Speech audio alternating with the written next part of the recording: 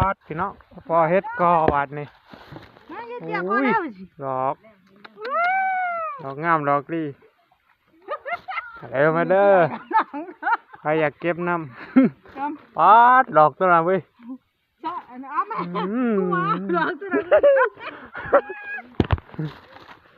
เก็บพอเก็บพี่น้องอุ้ยดอกดีนี่เนาะดอกงามดีเนาะ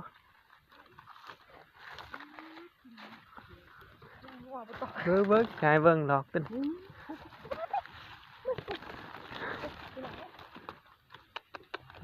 ดอกตึ้นมันงามครับ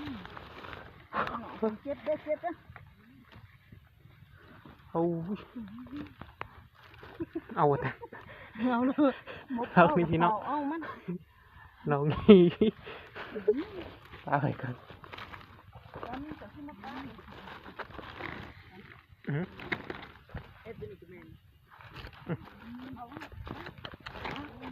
พี่น้องเห็ดกอมันจะเอิญเห็ดอีสังน้ำดอกดีอาด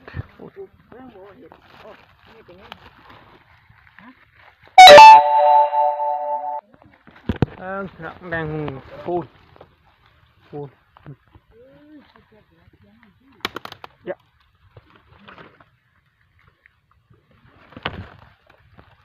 เห็ดบัดเห็ดแต่ปีเป้าเห็ดอีกแล้วพี่น้องเลย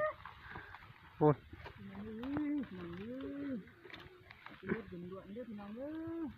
ได้แต่เต็มตาได้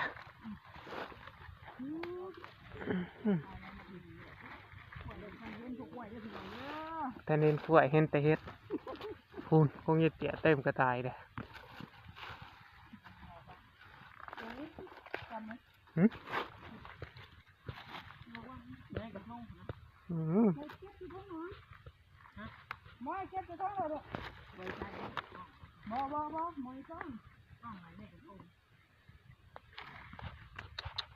มันเห็ดพี่น้องเอ้ยถึกช่วงคนบุขึ้น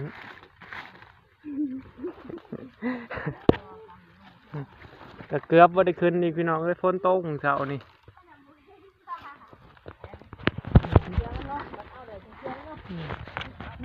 ลองหน่อยกันได้พี่น้องพูดตายไปก่อนเอาลองงามนี่เอาลองแบบนี้ก่อนจะหน่อยไปเตี่ยเจ้าเวิร์ดดอกงามเอาดอกงามก่อนเอาเลยพูดโอ้ยไปล่าแต่พี่น้องกันมันซื้อกระตาหน่อยซื้อกระตามาหน่อยโพดเลยแต่แตนตาน้อย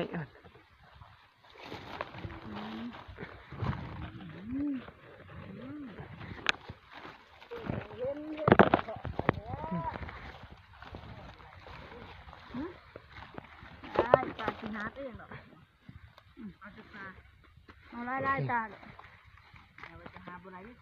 ได้แตนดอกหวานมันนี่เห็ดจังไดหวานพูดมึงติดหรอพูดโอ้ my god เดี๋ยวจะบอกว่านั่นคือสายตา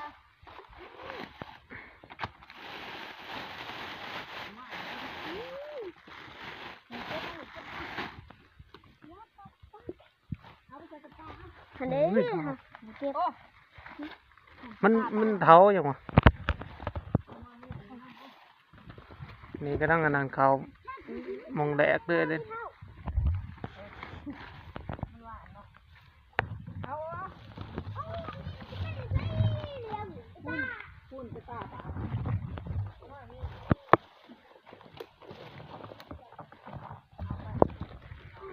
ก็ต้องงามเลยพี่น้องนี่มันมาแต่กับเอื่อยเอง บ่ต้องหยาดกันมัน ต้องฟ้าวโอ้ยเฮ็ดมันจะเอิ้นเฮ็ดอีช้างนี่พี่น้องนี่เขาเอิ้นกันเฮ็ดกอหรือว่าเฮ็ดดำหมากใหญ่หืม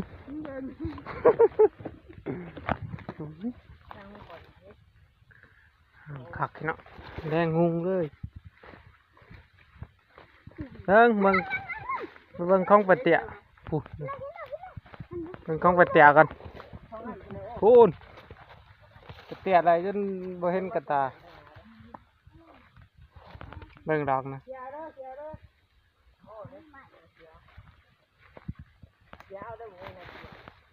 ไม่เชี่ยนะนี่เห็ดมันกำลังออก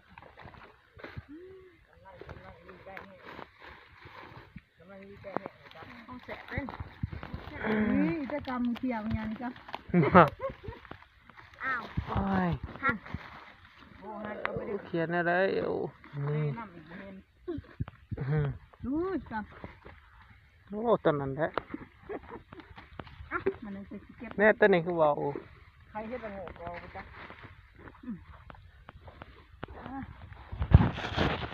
มันจะไปหาใครกันเนาะ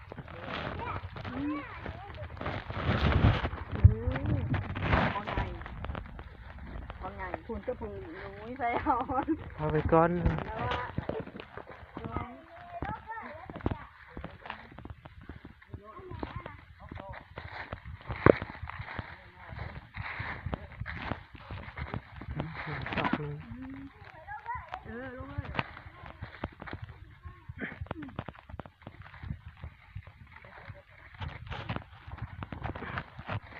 เขียเบิ่งบัดนี่เนาะนี่เด็นี่โอ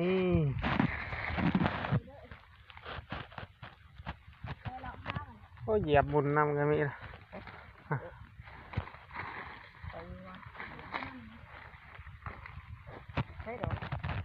นี่ในตีนเห็นแล้ว